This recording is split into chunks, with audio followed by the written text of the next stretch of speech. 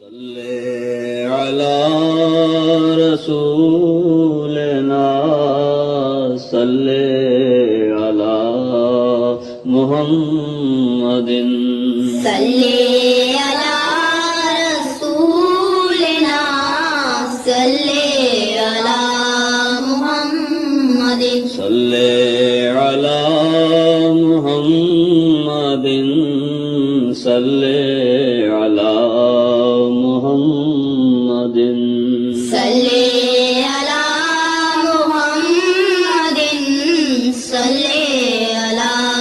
محمد صلی علی محمد صلی.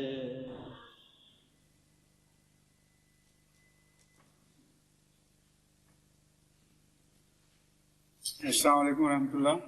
اذان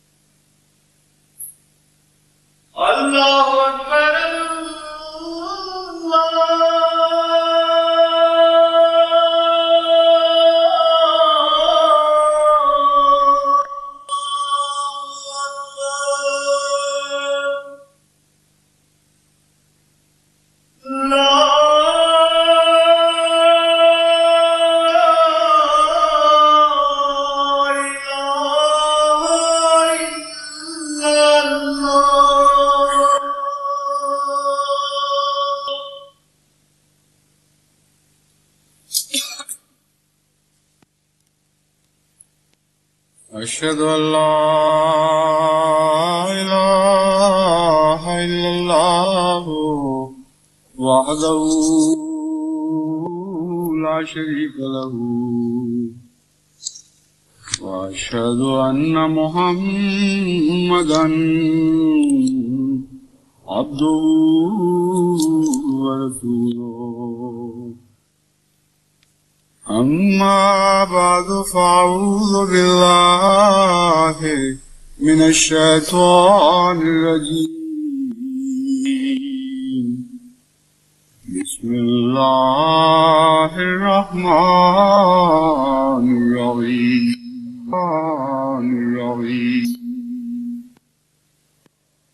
الحمد لله رب العالمين الرحمن الرحيم مالك يوم الدين. إياك نعبد وإياك نستعين. اهدنا الصراط المستقيم صراط الذين أنعمت عليهم غير المغضوب عليهم ولا الضالين.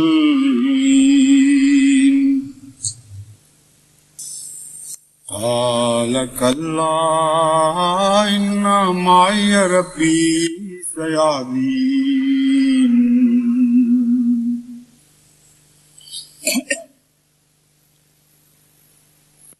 وہ علماء یا علماء کہلانے والے لوگ کیونکہ فی الحقیقت جن صفات کے یہ مبینہ علماء ہیں قرآنی اصطلاح کے مطابق ان پر علماء کا لفظ صادق نہیں آتا. اس لیے میں نے جب کہا کہ وہ علماء مان میرا خیال قرآن کریم کے اس مضمون کی طرف منتقل ہوا جس میں علم کی شرط تقوی رکھ دی گئی اور علماء کی یہ ایک حیرت انگیز تعریف کی گئی ہے کہ انما یخشی اللہ من عبادہ العلماء، کہ علماء تو وہ ہوتے ہیں جو خدا کے بندوں میں سے اللہ سے سب سے زیادہ ڈرنے والے لوگ ہوتے ہیں. گویا وہی ہیں جو خدا سے ڈرتے ہیں، علماء ہی ہیں جو اللہ کا تقویٰ اختیار کرتے ہیں. علم کی ایسی تعریف کبھی دنیا کی کسی کتاب میں آپ کو نہیں ملی ہوگی کہ علم خود تقویٰ کا نام ہے، علم خدا کے خوف کا نام ہے. بس رسمی طور پر تو ہمیں علماء کہنا ہی پڑتا ہے، اور حضرت صلی اللہ علیہ وآلہ وسلم نے بھی اس امت کے علماء کو علماء ہی کہہ کر مخاطب فرمایا، لیکن ایک شرط کے ساتھ. یہ فصاحت و بلاغت کا حضور اکرم صلی اللہ علیہ وآلہ وسلم کا کرشمہ ہے کہ علمائی نہیں فرمایا، علماء ہم فرما دیا. ان کی نسبت مجھ سے نہیں ہوگی، دنیا کی باتیں ہوں گی، دنیا کے عالم ہوں گے. جہاں تک مذہبی دنیا کا تعلق ہے، جہاں تک مذہبی رسوم کا تعلق ہے، جہاں تک مذہبی اصطلاحوں کا تعلق ہے، وہ علماء نہیں. لیکن دنیا کے علم کے لحاظ سے علماء ہم انہیں جیسے ان میں سے بھی علماء ہوں گے. بہرحال یہ اصلاح کی ضرورت اس لیے درپیش آئی کہ قرآن کریم علم کے ساتھ تقویٰ کو باندھتا ہے اور علم کی تعریف میں تقویٰ داخل فرما دیا گیا ہے، اور اس مضمون کو اور بھی ہر جہت میں اسی طرح پھیلایا گیا ہے. تدبر اور تفکر کے ساتھ بھی تقویٰ کو باندھ دیا گیا ہے. اور بہت سی ایسی اصطلاحیں ہیں قرآن کریم کی جو باقی دنیا کی اصطلاحوں سے مختلف ہیں. بہرحال یہ علماء ہم جنہوں نے تکذیب کو اپنے رزق کا ذریعہ بنا لیا ہے. قرآن کریم کے بیان کے مطابق کیا تم خدا تعالیٰ کی طرف سے بھیجے ہوئے خدا کے انبیاء کی تکذیب کو اپنے رزق کا ذریعہ بناتے ہو؟ اور یہ رزق کا ذریعہ جو ہے یہ بھی لامتناہی ہے. اللہ تعالیٰ کی عجیب شان ہے، اس کی صفت رزاقیت ہر سمت میں جلوہ دکھاتی ہے. اگر اس کے رزق کے ناپاک ذریعے سے حاصل کرنے کی کوشش کی جائے تب بھی وہ رزق ختم نہیں ہوتا، اور پاکیزہ ذرائع سے تو وہ ختم ہو ہی نہیں سکتا۔ ایک لامتناہی وجود ہے اللہ تعالیٰ کی صفات کا جو کہیں ختم نہیں ہوتا۔ منکرین انکار کا رزق کھاتے ہیں اور کھاتے چلے جاتے ہیں، اور نئے نئے راستے ان پر کھلتے چلے جاتے ہیں، اور کوئی ایک ایسی جگہ نہیں آتی کہ وہ کہیں کہ اب خدا کا رزق ہم پر بند ہو گیا ہے۔ تکذیب کی نئی راہیں نکال لیتے ہیں اور نئے راستے رزق کے کھل جاتے ہیں۔ چنانچہ آج کل بھی انہوں نے ایک نئی ایجاد کی ہے۔ وہ کہتے ہیں پاکستان میں تو ہم نے احمدیت کو تباہ کر دیا، بالکل دم گھونٹ کے مار دیا ہے، اب یہ لوگ اپنی جان بچانے کے لیے باہر نکلے ہیں اور علماء اب ان کا تعاقب کریں گے۔ امام جماعت احمدیہ بھاگ کے ہاتھوں سے نکل گیا، اور اب علماء کو دیکھو کہ وہ کسی طرح اس کا پیچھا نہیں چھوڑیں گے، جہاں جہاں پہنچے گا وہاں جہاں پہنچ کے احمدیت کو ہلاک کر دیں گے۔ اور اس طرح یہ کہہ کر بعض مسلمان حکومتوں کے پاس پہنچے، ان سے پیسے بٹورے، بعض سادہ لوگ عوام کے پاس جا کے اشتعال دلائے، ان سے پیسے بٹورے، اور جن کو لاہور سے کراچی تک آنے کا سفر خرچ مہیا نہیں ہوا کرتا تھا، فکر کیا کرتے تھے کہاں سے لائیں گے، دیکھیں تکذیب کے نام پر وہ لندن کے دورے کرنے لگے ہیں، نیو یارک کے دورے کرنے لگے ہیں، کیا کیا دنیا کی نئی نئی جگہیں دیکھنے لگے ہیں۔ لیکن وہی مولوی، وہی ان کی عادات، وہی خصلتیں، وہی زبان، وہی لٹریچر کے عنوانات، وہی سفلا حرکتیں، ایک ذرہ بھی فرق نہیں ہے۔ سرزمین بدل جاتی ہے لیکن عادات نہیں بدلتی۔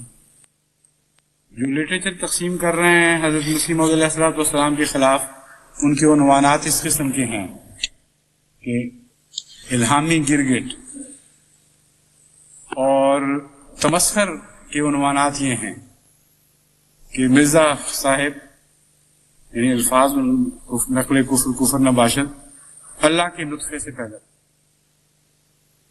یہ ان علماء کی زبانیں ہیں، یہ ان کے معیار ہیں تقویٰ کے، اور پھر رسول اکرم صلی اللہ علیہ وآلہ وسلم کی طرف منسوب ہونے کی کوشش کرتے ہیں۔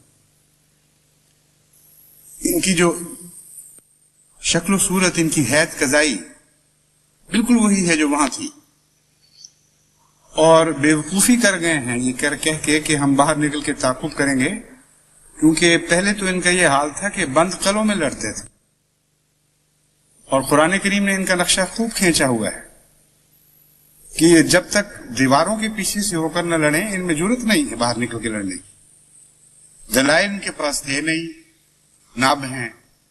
اگر دلائل ہوتے تو تشدد کی بات ہی کیوں کرتے؟ یہ ایک بنیادی لازوال اصول ہے، اس کو ہمیشہ یاد رکھیں، کبھی یہ تبدیل نہیں ہوا۔ ہمیشہ تشدد پر وہ لوگ اترا کرتے ہیں جن کے پاس دلیل نہیں رہتی۔ یہ انفرادی طور پر بھی ایک حقیقت ہے اور اجتماعی طور پر بھی ایک حقیقت ہے۔ کل بھی ایک حقیقت تھی، آج بھی ہے، اور کل بھی یہی رہے گی۔ جب آپس میں جھگڑے چلتے ہیں بچوں کے، اس وقت بھی یہی بات سامنے آتی ہے، جس کے پاس دلیل نہ ہو پھر مارنے پر آ جاتا ہے۔ پہلے گالیاں نکلتی ہیں منہ سے اور پھر پتھر شروع ہو جاتے ہیں۔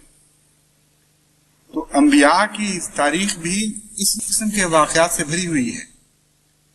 شروع میں ذرا نرم بات کرتے ہیں، سمجھانے کی باتیں بھی کرتے ہیں، دلیل سے بھی بظاہر ان کا رستہ بدلنے کی کوشش کرتے ہیں، پھر کچھ دیر کے بعد کہتے ہیں کہ نہیں تم باز آنے والے نہیں، تمہاری ایسی تیسی، تمہیں ہم گالیاں دیں گے، تم پر تمہارے بائیکاٹ کریں گے اور زندگی تم پر حرام کریں گے۔ اور پھر جب سب کچھ نہیں رہتا باقی، پھر قتل کے فتوے، پھر مرتد کی سزا قتل، ان باتوں پر آ جاتا ہے۔ سارے انبیاء کی تاریخ میں دیکھیں، کبھی انبیاء نے دین چھوڑنے والوں کے اوپر قتل کا فتویٰ نہیں لگایا، اور بلا استثناء تمام انبیاء کے مخالف بالآخر قتل کے فتویٰ، مرتد کی سزا قتل کا اعلان کرنے پر مجبور ہو گئے۔ قرآن کریم بھرا ہوا ہے ان کی تاریخ سے۔ کوئی ایک نبی بھی ایسا نہیں آیا جس کے اوپر مخالفت کا انجام تشدد پر نہ ہوا، اور تشدد بھی پھر انتہائی قسم کا، جلا کر مارنا، مخالف سمتوں سے اعضاء کو کاٹ دینا، اذیتیں دے دے کر ہلاک کرنا، بیویوں کو خامدوں سے الگ کر دینا، خامدوں کو بیویوں سے جدا کر دینا، ہر قسم کے جو مظالم کے رستے سوچے جا سکتے ہیں یہ دشمن سوچنے پر مجبور ہو جاتا ہے۔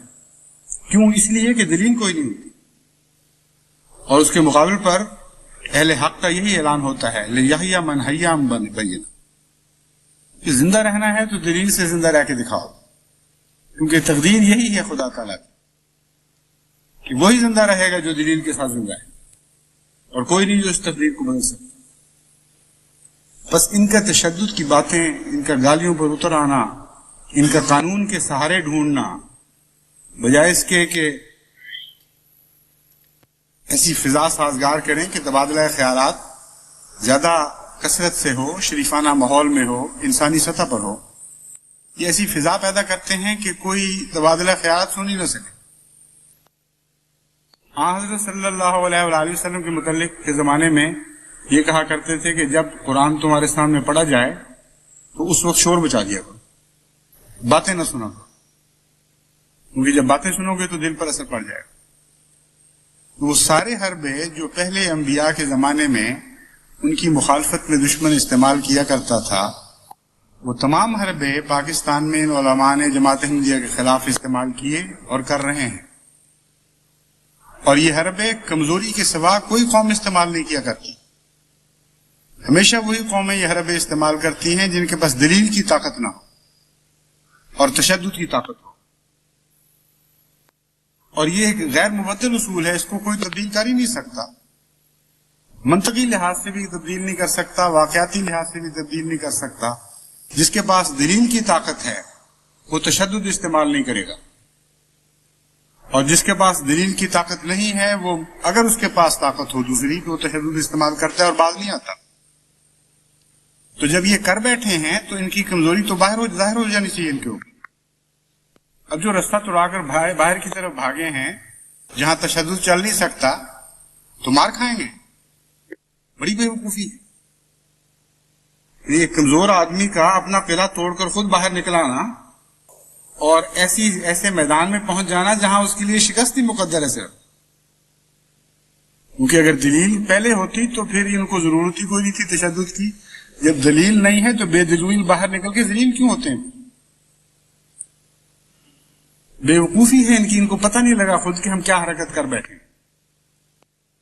ویسا ہی ایک لطیفہ ہے، جیسے ایک گدھے کے متعلق بیان کیا جاتا ہے کہ وہ ایک زمیندار کے صحن کے باہر گدھا بندھا ہوا تھا، اور اتنے میں ایک بھیڑیا آ گیا۔ بھیڑیے کے آنے پر مرغا بول پڑا، دوسرے جو جانور تھے انہوں نے شور مچایا، چنانچہ زمیندار لٹ لے کر باہر نکل آیا، اور زمیندار کو دیکھ کر آخر وہ بھیڑیے کو بھاگنا پڑا۔ گدھا بیچارہ سمجھا کہ مجھ سے ڈر کے بھاگا ہے، چنانچہ رستہ توڑا کر اس کے پیچھے ہو گیا۔ اس کا جو انجام ہونا تھا وہ ظاہر ہے۔ تو جب دلیل تمہارے پاس کوئی نہیں، طاقت کوئی نہیں ہے ایسی جس کے متعلق قرآن فرماتا ہے لِیَحْیَ مَنْ حَیَّ عَن بَیِّنَۃٍ، وہی زندہ رہے گا جو دلیل کے ساتھ زندہ ہے، اور جس کے پاس نہیں ہوگی اس کے متعلق فرماتا ہے لِیَہْلِکَ مَنْ هَلَكَ عَن بَیِّنَۃٍ۔ دوسری بات بھی سن لو، جو بغیر دلیل کے لڑنے نکلتے ہیں وہ لازماً ہلاک ہو جائے گا، کیونکہ ہلاکت سے دلیل بچایا کرتی۔ تو یہ جن کا نقشہ ہو وہ نکلے ہیں تعاقب کرنے کے لیے، جماعت احمدیہ کو تباہ کرنے کے لیے۔ دیکھیں تو صحیح کہاں تک پہنچتے ہیں یہ۔ جماعت احمدیہ کو جب دلائل کی جنگ لڑنے کی کھل میسر ہو جہاں، وہاں تو قریب نہیں پھٹک سکتے یہ خدا تعالیٰ کے فضل کے ساتھ۔ حیثیت ہی کوئی نہیں ان کی بس کچھ ہے ہی نہیں سوائے گالیوں کے اور گند کے، اور اپنے آپ کو کھول رہے ہیں ایسی دنیا میں جہاں کے مزاج ہی مختلف، آزادی ضمیر کی وجہ سے، تہذیب کی ترقی کی وجہ سے بعض قسم کی حرکتیں دیکھتے ہی وہ رد کر دیتے ہیں، سمجھتے ہیں جانوروں والی حرکتیں۔ اور وہ پاکستانی جو باہر بس گئے ہیں ان کی ایک بڑی بھاری اکثریت اب وہ نہیں ہے جس قسم کی وہاں سے نکلی تھی، ان کو بھی عادتیں پڑ چکی ہیں اس قسم کی۔ وہ حیران ہوتے ہیں خود اپنے مولویوں کو دیکھ کر اور ایک بڑی بھاری تعداد ان علماء کی وجہ سے جماعت کی طرف متوجہ ہو گئی. جب ان کے جلسے سنتے ہیں، ان کی تقریریں سنتے ہیں، بھول چکے ہوتے ہیں کہ کس قسم کے لوگ ہم پیچھے چھوڑ کے آئے تھے. حیران ہوتے ہیں کہ یہ کیا زبان ہے، یہ کیا دلیلیں ہیں، اس طرح تم احمدیت کو شکست دو گے. اور بجائے اس کے کہ علماء کی باتیں سن کر جماعت سے متنفر ہوں، ایک بڑا طبقہ ان میں جماعت کی طرف متوجہ ہو جاتا ہے. ہونا چاہیے اللہ تعالیٰ کی شان ہے کہ جب سے یہ انہوں نے حرکتیں شروع کی ہیں باہر نکل کے جماعت کا مقابلہ، اس کثرت سے پاکستانی احمدی، پاکستانی غیر احمدی احمدیت کی طرف متوجہ ہوئے ہیں کہ بعض تلاش کر کر کے احمدیوں کو پہنچتے ہیں کہ بھی ہمیں تو لوگ یہ بتا رہے ہیں تمہارے متعلق، بتاؤ کیا بات ہے، کیا قصہ ہے. ہر سطح پر جہاں داعی اللہ بننے میں لوگوں نے سستی کی تھی، وہاں ان مولویوں کی کوششوں کے نتیجے میں جن کو تبلیغ کرنی ہے وہ خود پہنچ رہے ہیں احمدیوں کے پاس، ان کو جھنجھوڑ کے داعی اللہ بنا رہے ہیں. چنانچہ مجھے روزمرہ ایسی اطلاعیں ملتی ہیں کہ ہم سفر کر رہے تھے، پتہ لگا ہمیں احمدیہ ہمیں پکڑ لیا، بتاؤ ہمیں کچھ کیا مذہب ہے، کیا بات ہے، کیا اختلاف. ہمارے گھر پر آئے، ہم سے پوچھا، مجلس میں ملے، ہم سے پوچھا. تو جو تبلیغ نہیں کرتے تھے ان سے تبلیغ کروائی جا رہی ہے، اور اس کے نتیجے میں جماعت احمدیہ میں ایک نیا حوصلہ پیدا ہو رہا ہے، نیا ولولہ پیدا ہو رہا ہے، علم کا ایک نیا شوق پیدا ہو رہا ہے. اور پھر جب وہ ہمیں لکھتے ہیں کہ یہ اعتراض ہیں تو لٹریچر کی ایک طلب پیدا ہو جاتی ہے، اور ہم محسوس کرتے ہیں کہ فلاں فلاں جگہ خلا ہیں، اس قسم کا لٹریچر تیار ہونا چاہیے. چنانچہ اللہ تعالیٰ کے فضل سے لٹریچر کی تیاری کی طرف غیر معمولی توجہ پیدا ہو گئی، اور ہر زبان میں یہی حال. کثرت کے ساتھ ترکی زبان کے جاننے والے، یوگوسلاوین جاننے والے، اٹالین جاننے والے، جرمن جاننے والے، ہر زبان کے بولنے والے یہ بھنک سن چکے ہیں کہ کوئی واقعہ گزر رہا ہے. کچھ احمدیت کے اوپر جو مظالم ہوئے ہیں پاکستان میں، کچھ اس کے نتیجے میں، کچھ علماء کے شور کے نتیجے میں، کچھ حکومت پاکستان نے جو لٹریچر تقسیم کروایا اس کے نتیجے میں. اور یہ بھی لوگ بڑے تعجب سے مجھے لکھ رہے ہیں کہ ہم ایمبیسیز میں، مختلف سفارت خانوں میں مختلف بڑے بڑے افسروں کو جب ملنے جاتے ہیں تو ان کو سب پہلے سے ہی پتا ہوتا. اس کثرت سے جماعت کا پروپیگنڈا ہوا ہے دنیا میں کہ آپ ارب ارب روپیہ بھی خرچ کرتے تو کبھی اتنے عظیم الشان، اتنے وسیع پروپیگنڈا کرنے میں کامیاب نہیں ہو سکتے. عربوں کو جو توجہ پیدا ہوئی ہے وہ حیرت انگیز ہے، اور مختلف طبقات کو جو پہلے بالکل خالی تھے ہماری تبلیغ سے، بعض قومیں ہیں جو خالی تھیں، ان طبقات کو، ان قوموں کو توجہ پیدا ہو گئی خدا کے فضل سے. اور ایک عجیب ایکسائٹمنٹ کی کیفیت پیدا ہو گئی ہے احمدیوں میں. اب تو یوں کہتے ہیں کہ اب جلدی ہو، جو کچھ بھی ہونا ہے، ہمیں ہمارا علم بڑھے، ہمیں کتابیں زیادہ ملیں، نئے نئے ذرائع ہاتھ آئیں. اور ایکسائٹمنٹ کی حالت میں ذہن پھر تدبیریں بھی بڑی سوچتا ہے. چنانچہ عام طور پر جو لوگ خاموش طبیعت کے تھے ان کے ذہن میں کوئی ترکیب آیا نہیں کرتی تھی. اب خط آتے ہیں، ایسی ایسی باتیں اللہ ان کو سجھاتا ہے کہ پڑھتے ہوئے مزہ آ جاتا ہے. ہر آدمی دنیا میں کونے میں بیٹھا ہوا تدبیر کر رہا ہے، اور وہ سوچ رہا ہے کہ کس طرح ان کو شکست دی جائے، کس طرح ان سے اس ظلم کا نیکی کے نتیجے کے ذریعے سے انتقام لیا جائے، کس طرح ان کو ہر میدان میں مایوس اور نامراد کر دیا جائے. اور ساری جماعت، دنیا کا جو احمدی ذہن ہے، جو اللہ تعالیٰ کے فضل سے پہلے سے ہی چمکا ہوا ہے اور سیکل ہے، اس کی ترکیبیں یہاں اکٹھی ہوتی جا رہی ہیں. اور اس کا نام خلافت ہے. تمام جماعت کا اجتماعی فکر، تمام جماعت کا اجتماعی دل، تمام جماعت کی اجتماعی قوت، تمام جماعت کے اجتماعی احساسات اور ولولے جب یہ ایک دماغ میں اکٹھے ہو جاتے ہیں، جب ایک دل میں دھڑکنے لگتے ہیں، جب ایک خون کی رگوں میں دوڑنے لگتے ہیں، تو اس کا نام خلافت ہے. یہ چیز بنائے سے نہیں بن سکتی.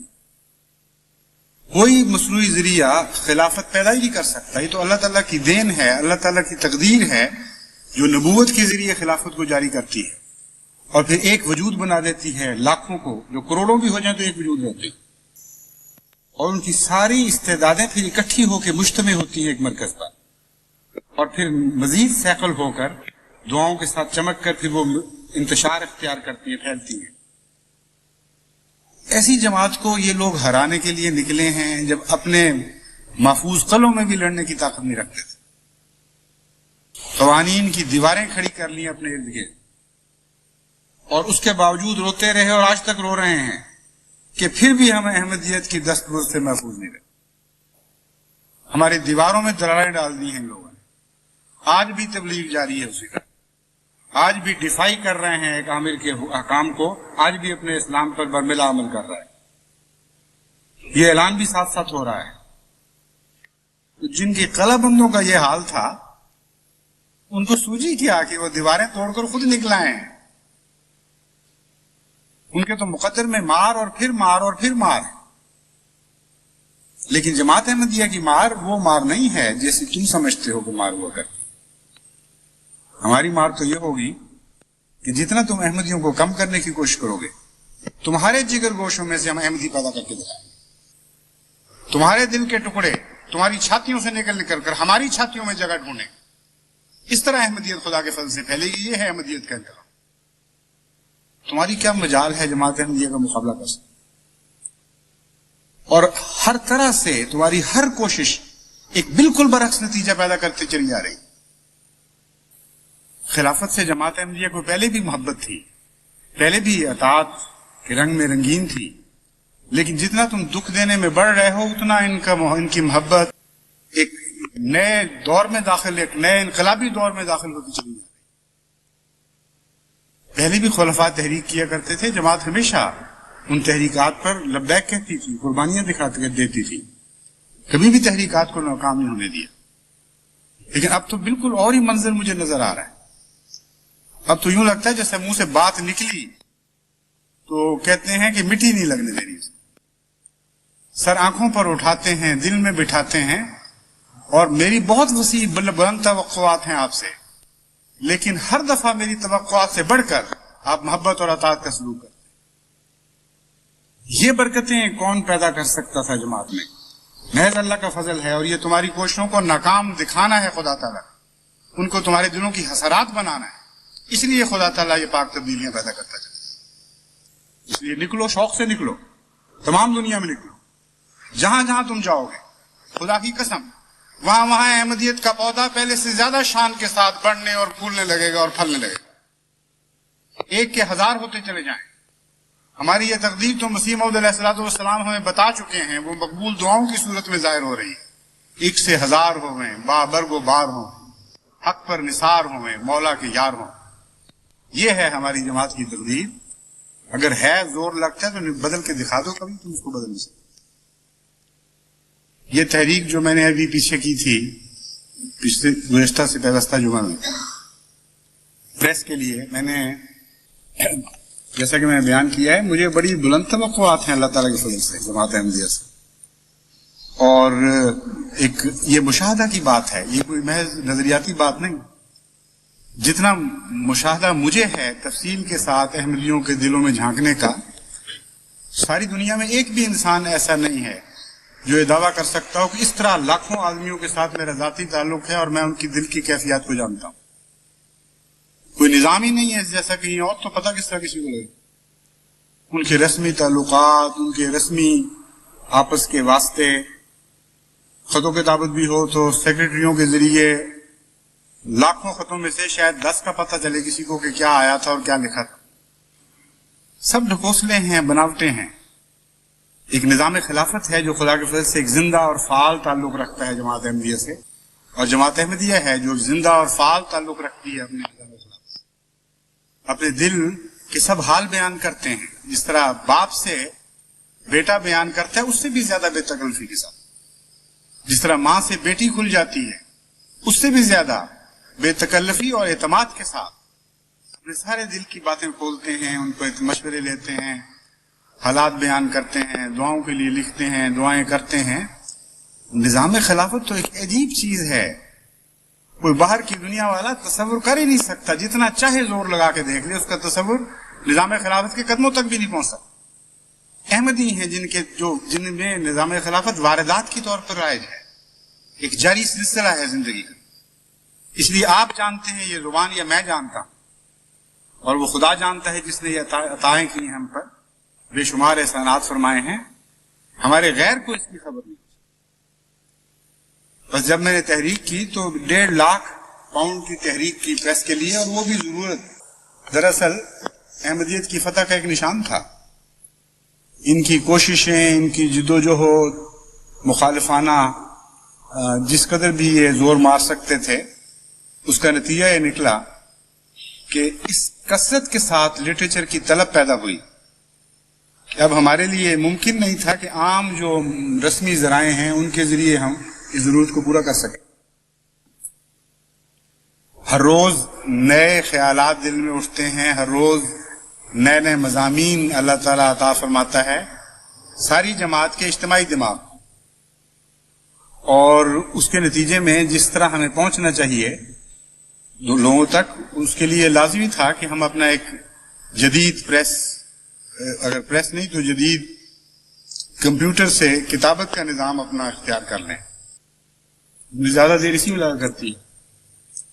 میں نے زیادہ یہ سوچ کر کہ پہلے یورپین تحریک ہے اور بہت غیر معمولی جماعت نے قربانی کی ہے، 1.5 لاکھ پاؤنڈ کی تحریک کی تھی، اور یہ تو یقین تھا کہ 1.5 لاکھ پورا ہو جائے گا، لیکن یہ خیال نہیں تھا کہ اس تیزی سے جماعت اس طرح فدائیت کے ساتھ پیش کرے گی کہ ابھی 2-3 ملکوں کا بھی پورا چندہ نہیں ملا، اور اللہ تعالیٰ کے وعدے نہیں ملے، اور اللہ تعالیٰ کے فضل سے 1,07,000 پاؤنڈ کے وعدے ہو چکے ہیں.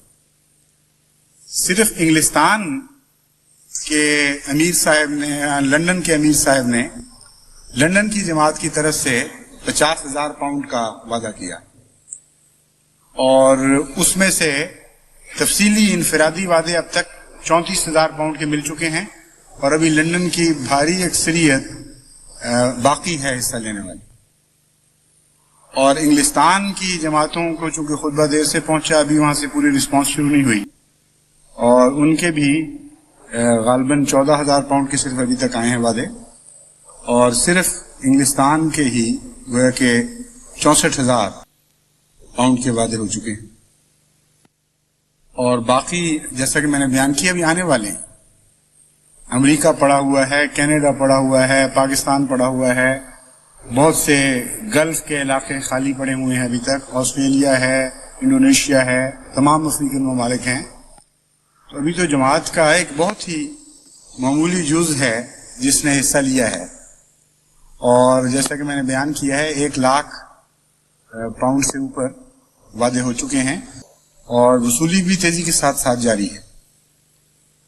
اس لیے اس میں تو کوئی وہم کا سوال ہی کوئی نہیں کہ 1.5 لاکھ پورا ہوگا یا نہیں ہوگا. مجھے توقع ہے کہ انشاءاللہ 1.5 لاکھ بھی پورا ہوگا، اور آگے جو یہ فکر تھی کہ اس کے رننگ ایکسپنسز، ماہانہ اخراجات کیسے چلیں گے، وہ بھی انشاءاللہ مزید تحریک کی ضرورت نہیں پڑے گی، اسی تحریک سے ہی اللہ تعالیٰ ان کا بھی انتظام فرما دے گا. تو یہ ساری برکتیں ہیں اسی مخالفت کی، یعنی ویسے تو اللہ کے فضل کی برکتیں ہیں، مگر مخالفت نے بھی ایک حصہ لیا،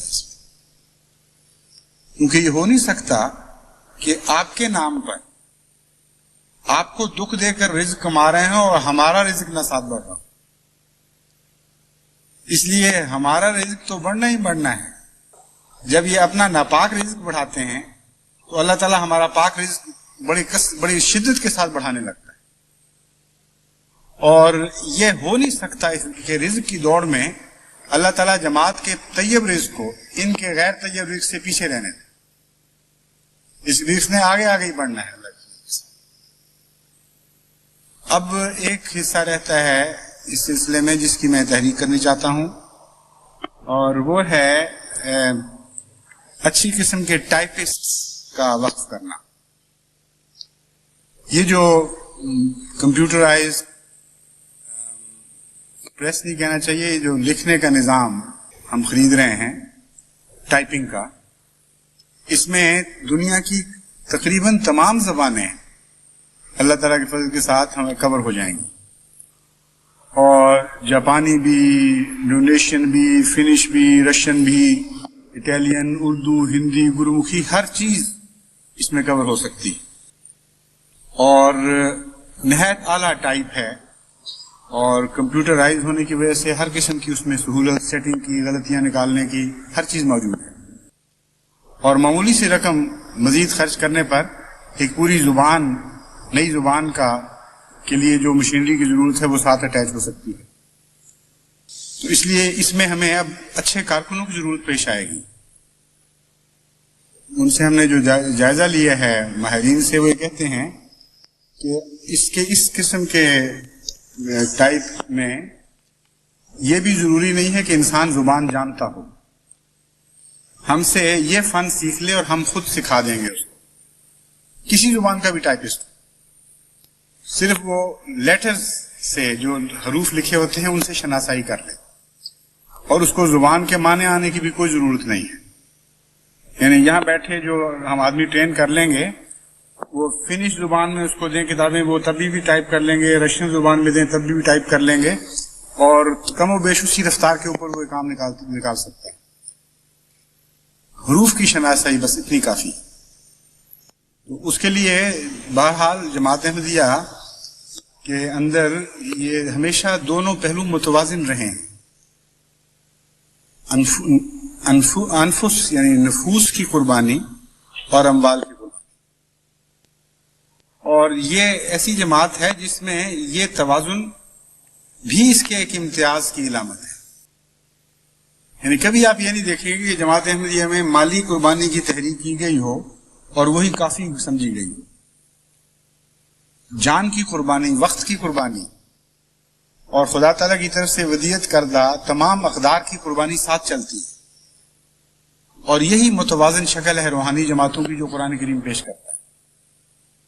اگر یہ چیزیں ساتھ نہ ہو تو پھر تو مرسنری اس قسم کے لوگ بن جائیں، یعنی پیسے کے ذریعے کام چلانے والے یا پیسے کے ذریعے اپنی خدمات پیش کرنے والے، اور اس کے نتیجے میں یہ جو کہ روح ہے جماعت کی کہ وقت ساتھ چل رہا ہے، وقت کا وقت، خواہ وہ جزئی ہو خواہ وہ ساری عمر کا ہو، اس کے نتیجے میں ایک مخفی دولت ہے جماعت کی جو اعداد و شمار میں ظاہر کی نہیں جا سکتی۔ کروڑوں روپیہ کا اگر چندہ ہے تو کروڑ ہا کروڑ روپے کا وقت ہے جماعت احمدیہ کا، اور ان کی صلاحیتیں ہیں جو دنیا کے معاوضے کے بغیر استعمال ہو رہے ہیں۔ اگر ان ساری صلاحیتوں کو آپ خریدیں تو کم سے کم 3 گنا زیادہ روپے کی ضرورت ہے، اور یہ جو میرا اندازہ ہے یہ محفوظ اندازہ ہے۔ بس جماعت احمدیہ تو نیکیوں کا ایک آئس برگ ہے جس کا 1/3 ظاہر ہو رہا ہوتا ہے اور 2/3 سمندر میں چھپا ہوا ہوتا ہے۔ دیکھنے والا سمجھتا ہے کہ بس اتنی سی چوٹی ہے، حالانکہ قانون قدرت نے اس کا 2/3 حصے کو چھپایا ہوا ہوتا ہے نظر سے۔ تو بعض لوگ بدیوں کے آئس برگ ہوتے ہیں، وہ جتنا ظاہر کرتے ہیں اس سے زیادہ بدیاں دل میں چھپی ہوئی ہوتی ہیں۔ چنانچہ قرآن کریم فرماتا ہے ما تخفی صدورہم اکبر، ایسے لوگوں کے دلوں نے جو بدیاں چھپائی ہیں وہ اس سے زیادہ ہوتی ہیں جو منہ سے بول رہے ہیں۔ اور کچھ لوگ نیکیوں کے آئس برگ ہوتے ہیں، وہ خدا کی راہ میں جتنا پیش کرتے ہیں اس سے بہت زیادہ ہے جو مخفی طور پر دے رہے ہوتے ہیں، اور دنیا کو پتہ ہی نہیں لگ سکتا کہ وہ کیا واقعہ ہو رہا ہے۔ چنانچہ جماعت احمدیہ کی ساری تاریخ میں ہر خدمت میں یہ حصہ ایک نمایاں حصہ ہے جو دراصل برکتوں کا ضامن ہے، اور علاوہ اس وقت کے ساری جماعت مسلسل اپنے وقت کو خرچ کر رہی ہے خدا تعالیٰ کی خاطر، اور ان انگنت قطرات کی ہر لمحہ ہونے والی یا ہر روز ہونے والی قربانیوں کو اگر آپ شمار کر لیں اور کنورٹ کر لیں پیسوں میں تو جماعت ایک بہت ہی عظیم الشان دنیا کی طاقت کے طور پر ابھر سکتی ہے۔ اور یہی وجہ ہے کہ لوگ روک کھاتے ہیں، لوگ کہتے ہیں کہ بڑا پیسہ ہے جماعت کے پاس، اور احمدی بیچارے سادگی میں کہتے ہیں کہ نہیں ہم تو بڑی غریب جماعت ہیں اور بس کہاں سے پیسہ۔ بھی تم کہاں سے غریب جماعت ہو گئے؟ تمہاری ساری مجموعی طاقت جو ہے وہ ایک عظیم طاقتور جماعت کی طاقت ہے، اور اس پر مستزاد یہ کہ اللہ تمہارا ضامن ہے، خدا کی رحمت اور حفاظت کا سایہ تمہارے سروں پر، تم سے زیادہ امیر جماعت دنیا میں ہو ہی کوئی نہیں سکتا، اس لیے کہا کرو کہ ہاں ہم ہیں، لیکن اس سے زیادہ ہیں جتنا تم سمجھ رہے ہو، ہمارے پیچھے تمام دنیا کے خزانوں کے مالک کی طاقتیں بھی شامل، دنیا کے سب سے قوی ہستی، بلکہ کائنات کی سب سے قوی ہستی، وہ جو قوتوں کا سرچشمہ ہے، جس نے سب کچھ پیدا کیا، وہ ہماری پشت پناہی کر رہا ہے۔ اس لیے ہم نہ غریب جماعت ہیں نہ کمزور جماعت ہیں، اللہ تعالیٰ کے فضل کے ساتھ ہم نے لازماً آگے سے آگے بڑھتے چلے جانا، کوئی دشمن نہیں پیدا ہوا، نہ ہوگا آپ کے دیکھنے میں، نہ آپ کی اولادیں ایسا دشمن دیکھیں گی جو آپ پر غالب آ سکے یا آپ کی اولادوں پر غالب آ سکے۔ میں خدا کی قسم کھا کے کہتا ہوں جس کے قبضہ قدرت میں میری جان ہے، قیامت تک یہی ہے تقدیر خدا کی جو جاری ہو چکی ہے اور جاری رہے۔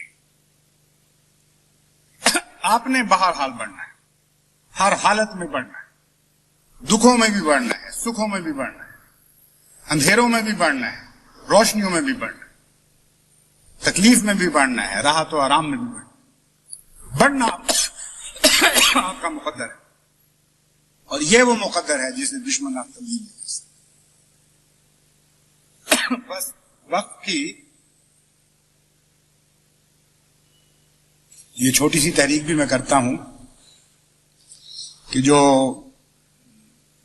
اگر وہ کوئی ایسے دوست ہوں جو ٹائپ کا کام جانتے ہوں اور بے شک ریٹائر ہو چکے ہوں، ان کے اندر خدا تعالیٰ نے صلاحیت بخشی ہو محنت کی، تو ایسے دوست وقف کریں اور ان کو پھر ہم ٹریننگ دیں گے خود۔ اور میرے ذہن میں یہ نقشہ ہے، جس قسم کا کام جماعت کا پھیل رہا ہے لٹریچر میں، کہ ہمیں 8 گھنٹے کی شفٹ کی بجائے بہت جلد 24 گھنٹے کی شفٹ کے طور پر 24 گھنٹے کام لینا پڑے گا اس مشین سے۔ تو کم از کم ہمیں 3 شفٹیں چاہیے کہ ایک ٹائپسٹ آئے تو جگہ چھوڑے تو دوسرا اس کی جگہ آ جائے، پھر اس کی جگہ تیسرا آ جائے، اور اس طرح 3 یا 4 یا جتنی دیر بھی ہم معلوم کر لیں گے زیادہ ایفیشنسی کے ساتھ کوئی شخص ٹائپ کر سکتا ہے، اتنے آدمی ہم رکھیں۔ ضروری نہیں کہ 8 گھنٹے کی شفٹ ہے، اگر 3 گھنٹے میں بھرپور کام ملتا ہے تو 3 گھنٹے کے بعد بدلنا پڑے گا۔ تو ہمیں ایک ٹیم چاہیے، اور ایک کمپیوٹر کے ماہر کی ٹیم، کمپیوٹر کا ماہر بھی چاہیے جو اوور آل نگرانی کرے اس کی۔ اور اللہ کے فضل سے پھر دیکھیں آپ کہ کس طرح ساری دنیا میں لٹریچر پھیلتا ہے۔ اب آپ تیاری کریں اپنی دعوت اللہ میں بھرپور حصہ لینے کی۔ پہلے جو یہ شکوے ہوا کرتے تھے کہ جی ہمارے پاس ہے کچھ نہیں دینے کے لیے، وہ دینے کے لیے بہت کچھ خدا نے تیار کروا دیا ہے اور ہو رہا ہے۔ بس اب آپ تبلیغ شروع کریں، جس قوم کا آدمی آپ کو ملے گا انشاءاللہ اس قوم کا لٹریچر آپ کو مہیا کر دیا جائے گا۔ جس قوم کی زبان جاننے والا آدمی ملے گا اس قوم کی کیسٹ بھی مہیا کی جائے گی، اس قوم کی ویڈیو بھی مہیا کر دی جائے گی۔ اور خدا کے فضل سے ان چیزوں کا ابھی سے، حالانکہ ابھی آغاز ہے، بہت ہی اچھا پھل ہمیں ملنا شروع ہو گیا ہے، اور بیتوں میں ساری دنیا میں بہت نمایاں اضافہ ہے الحمدللہ۔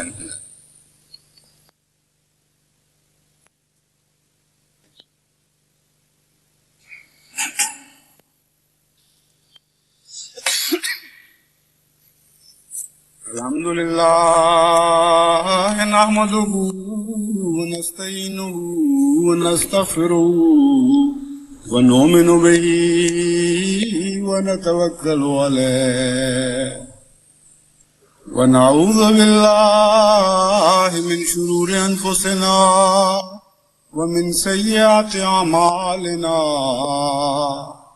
من یهده اللہ فلا مضل له ومن یضللہ فلا ہادی له ونشهد ان لا الہ الا اللہ وحده لا شریک له ونشهد ان محمدا عبده ورسوله عباد اللہ رحمكم اللہ ان اللہ یامر بالعدل والإحسان وإیتاء ذی القربى وینہی عن الفحشاء والمنكر والبغي يعظكم لعلكم تذكرون اذكروا الله يذكركم وادعوه يستجب لكم ولذكر الله أكبر